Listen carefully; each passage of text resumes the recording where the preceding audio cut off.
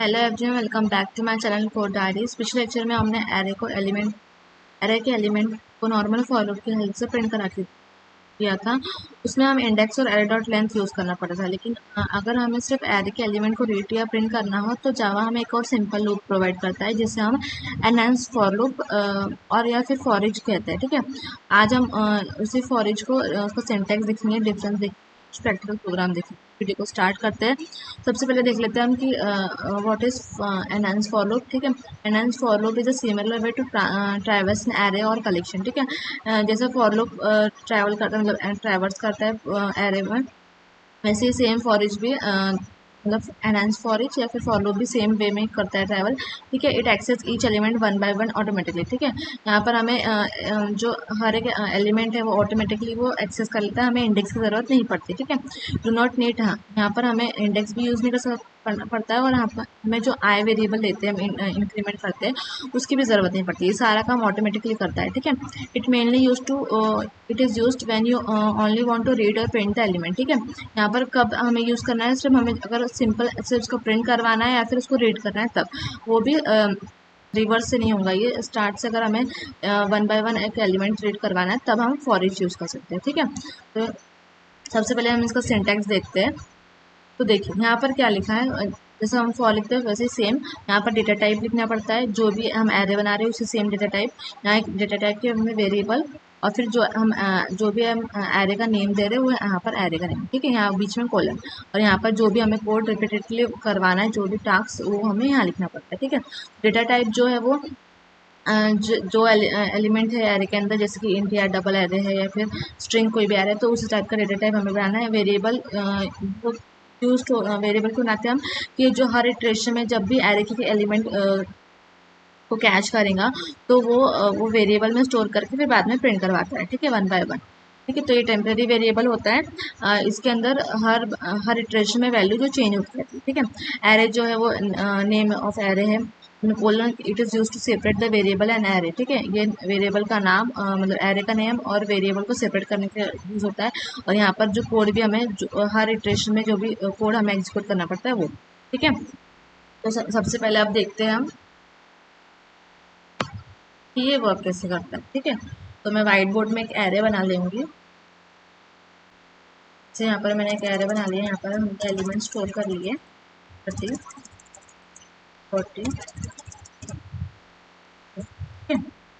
तो हमारा for loop कैसे करता है कि हम इंडेक्स के बेसिस पे करता है। जैसे कि हमने आई लिखा, फिर आई को उसने आई इंडेक्स पे उसने एलिमेंट उठाया, फिर हमने प्रिंट किया। ठीक है, तो फॉर ईच कैसे वर्क करेंगे, मैं यहाँ पर फॉर ईच लिख लेती हूँ। ठीक है, देखिए हमने उसका सिंटैक्स कैसे होता है, फॉर लिखना, फिर एक वेरिएबल बनाना पड़ता है। हमने सारे इंटीजर वैल्यू स्टोर किए तो हम इंटीजर का ही वेरिएबल बनाएंगे, कोलन, और एरे का नाम जो भी हम एरे देंगे। ठीक है, उसके बाद में यहाँ पर हमें कोड लिखना है, और उसके बाद हम यहाँ पर क्या सिर्फ हम प्रिंट करवाएंगे, सिस आउट करके हम यहाँ पर प्रिंट करवाएंगे नाम। ठीक है, बस हर इटरेशन में हम एक एलिमेंट जो है एलिमेंट को। ठीक है, तो ये वर्क कैसे कर रहा है, यहाँ पर सबसे पहले एक एरे पे जाएगा वो। ठीक है, उसमें फर्स्ट एलिमेंट जब भी हमें स्टार्ट से करवाना है, मतलब कि रिवर्स नहीं करवाना है, स्टार्टिंग से एक एक एलिमेंट को हमें प्रिंट करवाना है, तब हम ये यूज़ करेंगे। ठीक है, देखिए यहाँ पर जब भी हम ये करेंगे, फर्स्ट एलिमेंट को उठाएगा और उसके अंदर फिर उसको यहाँ पर उठा के इसमें नम में स्टोर कर देंगे, फिर अंदर आएगा एग्जीक्यूशन, यहाँ पर नम को हम प्रिंट करवा देंगे। फिर सेम रिपीट, फिर 20 आएगा इसमें, फिर उसको 20 में स्टोर करेंगे टेम्परेरी, फिर यहाँ पर वो नम को प्रिंट करवा देगा। फिर 30 को सेम थिंग, फिर 40 को प्रिंट होगा, फिर नम में स्टोर होगा, फिर यहाँ पर नीचे आके वो स्टोर करवा देगा। ठीक है, यहाँ सेम 50 को स्टोर करा देगा। मतलब यहाँ क्या हो रहा है, आई की कोई भी ज़रूरत नहीं पड़ रही, नम में पहले 10 स्टोर होगा, फिर 20, 30, 40, फिर 50, ये करके फिर सब एक बार प्रिंट हो जाएंगे। ठीक है, और अगर हम यहाँ पर इसको प्रिंट नहीं करवा रहे और उसके में फिर सेकेंड एलिमेंट पे हमने सेकेंड इटरेशन पे चले गया, तो फिर हमें फर्स्ट वैल्यू जो है वो मिसप्लेस हो जाएंगी। ठीक है, और यहाँ पर इंडेक्स नहीं रहता तो हमें स्पेसिफिक वैल्यू को ट्रैक करने का भी वो नहीं रहता है। ठीक है, तो डायरेक्टली हम सिर्फ इसको रीड कर सकते हैं स्टार्ट से। ठीक है, अब हम इसका कोड लिख के देखते हैं सबसे पहले। ठीक है, इंटेलिजे में यहाँ मैंने एक क्लास बना ली है, हमने मेन मेथड सबसे पहले पब्लिक स्टैटिक void main। ठीक है,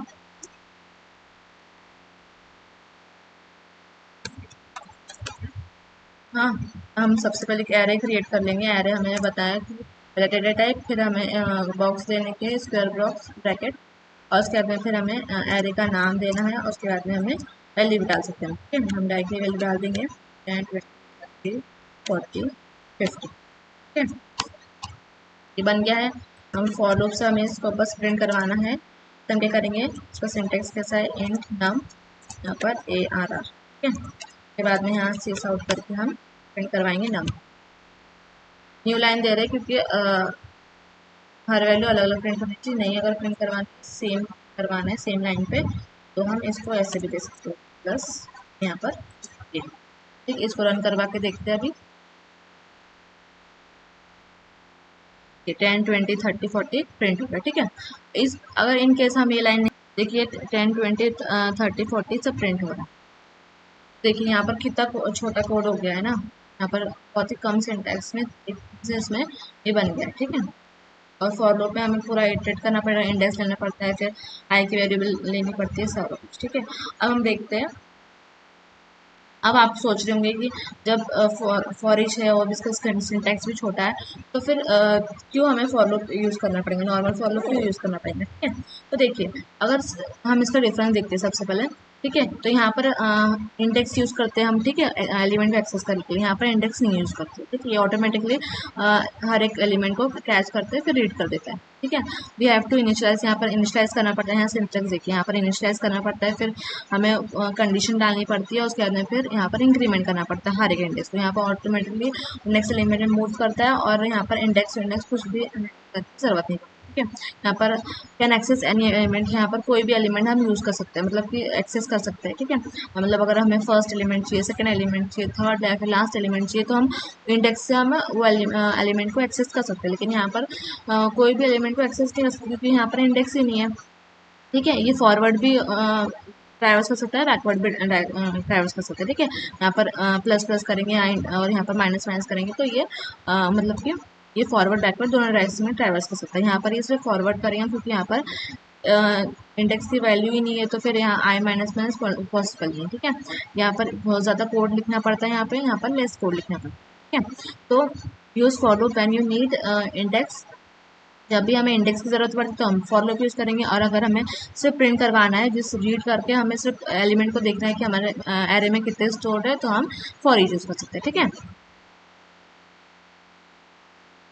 फिर हम कुछ कोड लिख के देखेंगे। ठीक है, फॉर ईच से यहाँ पर मैं और एक फाइल बना लेती हूँ। ठीक है, फॉर ईच फर्स्ट हम सम परफॉर्म करते हैं। ठीक है, यहाँ पर पहले मैं मेन मेथड लिख पब्लिक स्टैटिक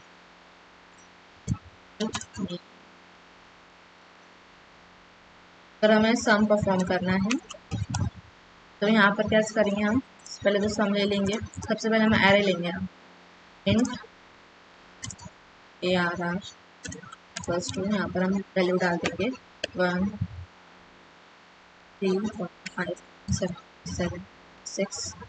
ठीक है, 5 एलिमेंट हमने ले लिए हैं, तो छोटा नंबर ले लेते। ठीक है, 7 ही ले लेते। अब इसके बाद में हमें सम वेरिएबल बनाना पड़ेगा, उसको इनिशियलाइज करेंगे हम 0 से। ठीक है, अब हमें फॉर ईच लेना है, तो इंट नम लेके हम एरे का नाम दे देंगे। ठीक है, अब हमें इसके अंदर सिर्फ प्रिंट नहीं कराना है, सिर्फ हमें सम भी परफॉर्म करना है, मतलब हमें ये जो सारे एलिमेंट है एरे के अंदर, उसका टोटल सम परफॉर्म करना है। ठीक है, इसको सम रिटर्न करना है। तो कैसे करेंगे, हम क्या करेंगे, sum equals to sum plus num. ठीक है, और इसके बाद पूरा इटरेशन होने के बाद यहाँ पर हम सम प्रिंट करवा देंगे। देखिए ये वर्क कैसे कॉपी कर लेती हूँ, यहाँ पर मैं कॉपी कर लेती हूँ, हम वाइट बोर्ड में समझ। ठीक है, यहाँ पर मैंने बना लिया है, मैंने कॉपी कर लिया। अब सबसे पहले हम देखेंगे यहाँ पर, हाँ सम की वैल्यू क्या है। सबसे पहले यहाँ यहाँ 0 है, ठीक है। फर्स्ट इटरेशन में यहाँ पर सम की वैल्यू होगी 1, ठीक है 1। तो इसका टोटल क्या हो गया, यहाँ टोटल क्या हो रहा है इसका 1, ठीक है। अब नेक्स्ट इटरेशन में क्या हो रहा है इधर, अब यहाँ से सम की वैल्यू हो गई 1, ठीक है। फिर नम की वैल्यू हो गई है यहाँ पर थर्ड आ गई ना, यहाँ पर देखो, यहाँ थर्ड सेकेंड इटरेशन में यहाँ पर थर्ड वैल्यू है, ठीक है 3। तो यहाँ पर आ जाएगा इसके अंदर पूरी की 3 1 यहाँ पर 4, ठीक है। उसके बाद में यहाँ पर सेकेंड फिर थर्ड वैल्यू है 5, ठीक है। तो 5 पहले नाम के सम की वैल्यू क्या है 4 प्लस 5, ठीक है। तो इक्वल्स टू कितना होगा ये 9। अब नेक्स्ट है 5, फिर 5 है, तो यहाँ पर सम की वैल्यू कितनी हो गई यहाँ पर 5 9 प्लस 5, तो कितना होगा ये 14, ठीक है। अब सम की वैल्यू फिर क्या हो गई यहाँ पर, देखिए यहाँ पर सम की वैल्यू क्या हो गई है, सम की वैल्यू हो गई 14, ठीक है।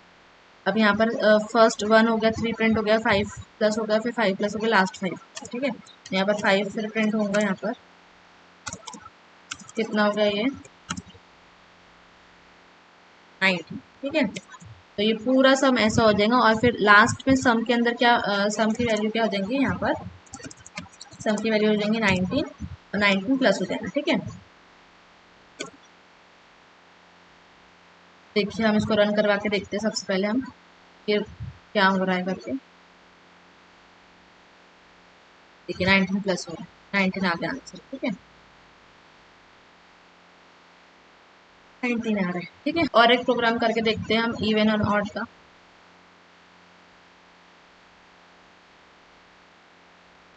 और एक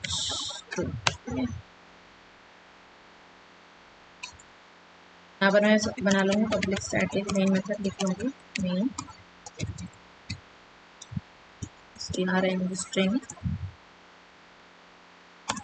और जीएस, ठीक है। अब हमें क्या करना है, इवन ऑड फाइंड करना, ठीक है। तो हम एक एरे ले लेंगे हम सबसे पहले, हमारा इक्वल्स टू 2 6, ठीक है। यहाँ पर ये क्या करेंगे, सबसे फॉरेज लगाएंगे हम सबसे पहले इंट एन ले लेते हैं, यहाँ पर एक वेरिएबल ले लेंगे ये आ रहा, ठीक है।